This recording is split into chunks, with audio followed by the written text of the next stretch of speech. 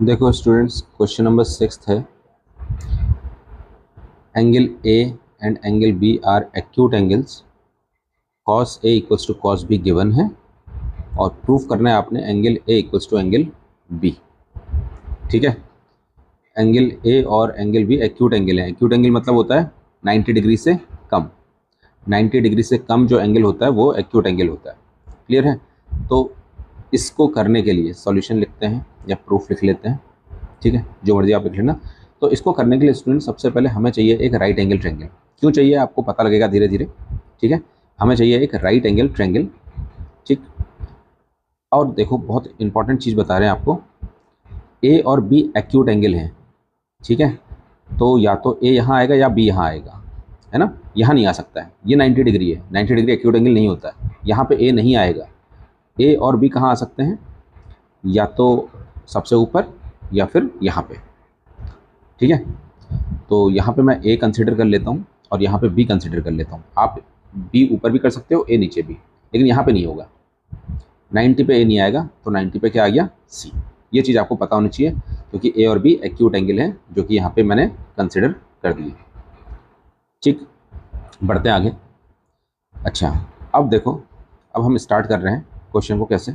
देखो, हाँ, सबसे पहले आपको एक आइसोसेलेस ट्रायंगल की प्रॉपर्टी पता होनी चाहिए। आइसोसेलेस ट्रायंगल की प्रॉपर्टी बोलती है किसी ट्रायंगल में अगर दो साइड बराबर हैं, ये वाली साइड और ये वाली साइड अगर इक्वल हैं, तो ट्रायंगल हो जाएगा हमारा आइसोसेलेस ट्रायंगल। ट्रायंगल क्या हो जाएगा? Isosceles triangle. दो साइड्स अगर इक्वल हैं तो ट्रायंगल हमारा आइसोसेलेस ट्रायंगल हो जाएगा।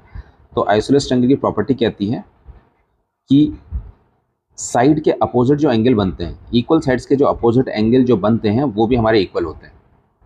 क्लियर है? तो यहाँ देखो, हमें क्या प्रूफ करना है?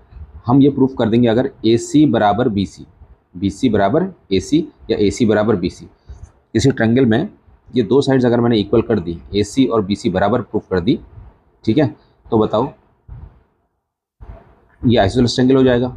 और अगर ये आइसोसेलेस ट्रायंगल हो गया तो बताओ, आइसोसेलेस ट्रायंगल हो गया तो एंगल A और एंगल B बराबर हो जाएंगे, नहीं हो जाएंगे? ठीक है, एंगल A और एंगल B बराबर हो जाएंगे। AC और AB, AC और BC अगर बराबर हो गए तो angle A equals to angle B हो जाएगा, क्योंकि property of isosceles triangle. Clear है? एंगल A बराबर एंगल B हो जाएगा, जो कि हमने प्रूफ करना है। ठीक है, तो सबसे हमारा काम क्या है? AC को BC के बराबर प्रूफ करना। ठीक है, तो करते हैं स्टार्ट। देखो, गिवन से स्टार्ट करते हैं। गिवन है आपको cos A equals to cos B, ये रिजल्ट हमें गिवन है। ठीक है, अब देखो सबसे पहले हम cos A का फॉर्मूला यूज़ करेंगे। A हमारे पास ये है, तो ये A है और A के सामने परपेंडिकुलर होता है। आपको पता है एंगल के सामने परपेंडिकुलर होता है। टेढ़ी लाइन, तिरछी लाइन हाइपोटेन्यूज होती है, बची हुई लाइन बेस हो जाती है। तो cos A का फॉर्मूला हम यूज़ करते हैं। ठीक है, cos A का फॉर्मूला यूज़ करेंगे, क्या होता है? बेस अपॉन हाइपोटेन्यूज होता है, वही हम यूज़ करने वाले हैं यहाँ पे। ठीक है, ये यहाँ पे मैंने गलत लिख दिया students, sorry. Base perpendicular upon base लिख दिया है, जो कि गलत है। इसको सॉल्व सही करते हैं। हाँ, तो मिटाते हैं। और cos A का फॉर्मूला होता है बेस अपॉन हाइपोटेन्यूज। तो बेस क्या है बताओ स्टूडेंट्स? बेस है मेरे पास AC, है ना, AC बेस है, और हाइपोटेन्यूज क्या है? AB। तो AC अपॉन AB। ठीक है, ओके। अच्छा, अब हम इसको मिटाते हैं, क्योंकि अब हम cos B के बारे में बात करते हैं। B एंगल है मेरा हॉरिजॉन्टल पे। ये इस बार इसके लिए B के सामने परपेंडिकुलर हो जाएगा, बेस ये हो जाएगा, और हाइपोटेन्यूज चेंज नहीं होता, आपको पता है। तो cos B का फॉर्मूला क्या होता है? Base upon hypotenuse. बेस कौन हो जाएगा इस बार? BC। ठीक है, और हाइपोटेन्यूज हो जाएगा AB। अब देखो, डिनोमिनेटर के लेफ्ट और डिनोमिनेटर के राइट साइड में AB आ रहा है, तो सामने सामने चीज़ें कैंसिल हो जाती है, तो कैंसिल कर दी, तो मेरे पास क्या बचेगा? AC बराबर BC बचेगा। बस इस राइट एंगल ट्रायंगल में AC और BC बराबर आ गए, AC और BC बराबर आ गए, तो ट्रायंगल क्या हो गया? आइसोसेलेस ट्रायंगल हो गया। यही तो बताया था, किसी भी ट्रायंगल में अगर दो साइड्स बराबर हो गई तो ट्रायंगल हो जाएगा आइसोसेलेस ट्रायंगल। तो हमारे पास ट्रायंगल था ABC, तो ABC is an isosceles right angle triangle, क्योंकि राइट एंगल भी है ना, 90 डिग्री भी है। Isosceles right triangle. क्लियर है? यहाँ तो कोई दिक्कत नहीं होगी। आइसोसेलेस राइट ट्रायंगल ये हो गया।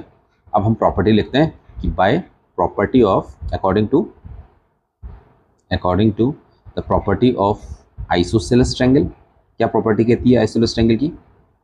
कहती है angle opposite to equal sides are equal. क्या प्रॉपर्टी कहती है?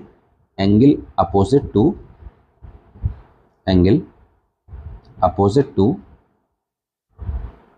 Equal side are equal. मतलब ट्रायंगल में जो इक्वल साइड है उसके अपोजिट जो एंगल होते हैं वो इक्वल होते हैं। Angle opposite to equal sides are equal, ये प्रॉपर्टी कहती है आइसोसेलेस ट्रायंगल की। तो बताओ एंगल अपोजिट कौन है? ए और बी है ना। इक्वल साइड्स के अपोजिट एंगल ए और बी है। देखो बीसी के अपोजिट ए है, और AC के अपोजिट कौन है? बी है। तो दोनों एंगल क्या हो गए? इक्वल हो गए। और देखो यही तो प्रूफ करना था स्टूडेंट्स, यही हमने प्रूफ करना था। ठीक है, ये क्वेश्चन बहुत इंपॉर्टेंट था, आता है बोर्ड में। ठीक है, ये क्वेश्चन बोर्ड में आता है, एक बार फिर से देख लो। क्या था? Angle opposite to equal sides are equal, therefore angle A equals to angle B। ठीक है, यहाँ पे चेक कर लो आप, सामने सामने चीज़ें कैंसिल हो जाती हैं बेटा। AB और BC बराबर आ गए, AC और BC बराबर आ गए, तो ट्रायंगल बन गया था आइसोसेलेस